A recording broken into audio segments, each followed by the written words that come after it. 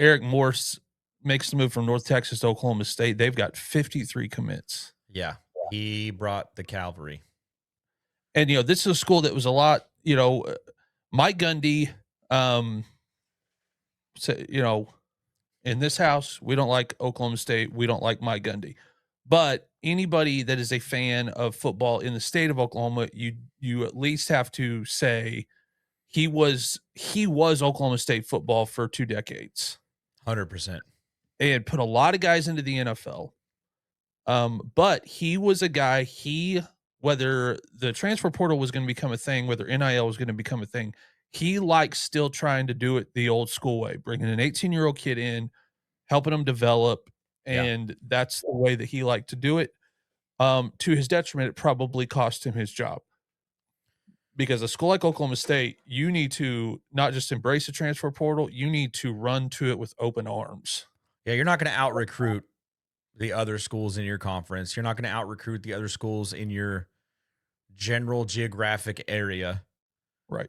The transfer portal is definitely a spot that they should have been taking. I mean, they have really well-off alumni from that school also that can absolutely afford to be a part of the booster program to get these NIL deals settled, all that kind of stuff. It was always weird to me why Oklahoma State wasn't able to be what they were. But I mean, then you read, how stubborn Mike Gundy was with all of it. It's just, it starts to make sense at that point. But it's just a disappointment all around, I think, for like the way that the Mike Gundy era ended, I think is like a huge disappointment, kind of a huge stain on like his legacy there.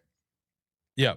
And from everything I read today about Oklahoma State, Eric Morse is shaking the hands, kissing the babies, going to the dinners, doing everything Mike wasn't doing. And that can get an alumni base and a booster fan base. That get those guys pretty juiced up. 100%. People who weren't involved to begin with can get involved when they see something like that. And Brittany and I went to one of those events at Oklahoma one time as representatives of the place we were working. It was like one of those coaches' dinners, and like Barry Switzer's there, and Joe Washington's there, and I think I can't remember Lincoln Riley or somebody, Bob might have been there, or whatever. And you just walk in that room, and you're like, "This is a bunch of rich dudes that want to spend money on football." Yep. And all they want in return is a little FaceTime with some legends. That's all they want.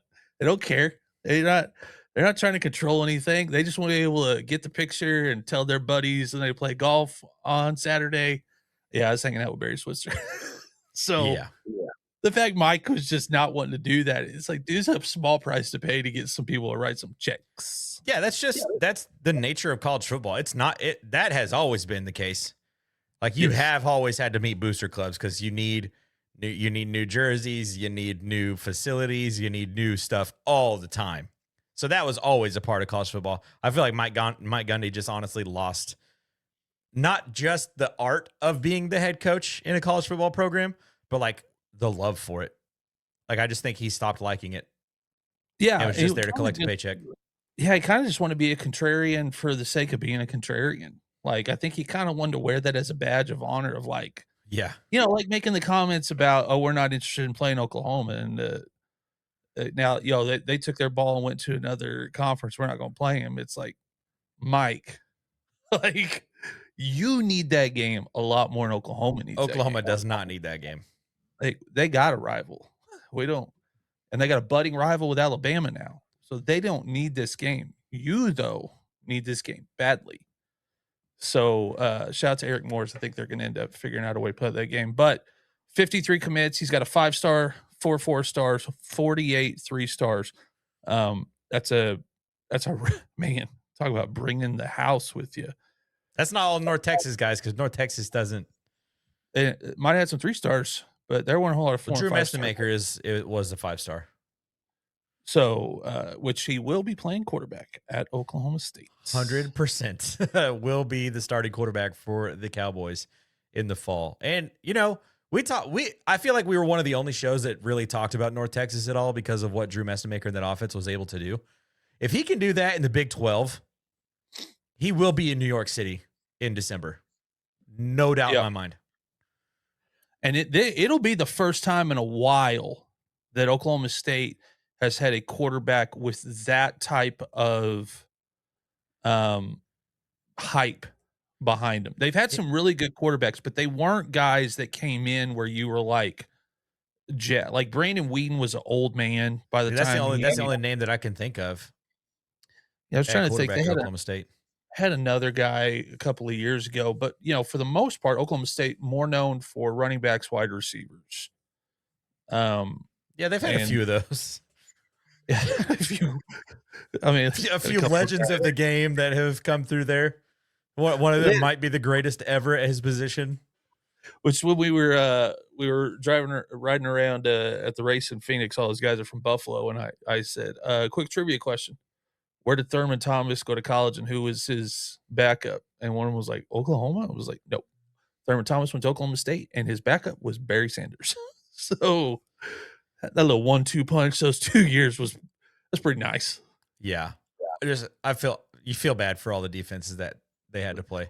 And I kind of feel like after that hype video that they freaking posted on that Instagram post, Yeah. I feel like this Oklahoma State team might be in the process of becoming a powerhouse again. I think what Eric Morris is doing there is going to be fantastic. I think it's just going to, here it is. Let's see here.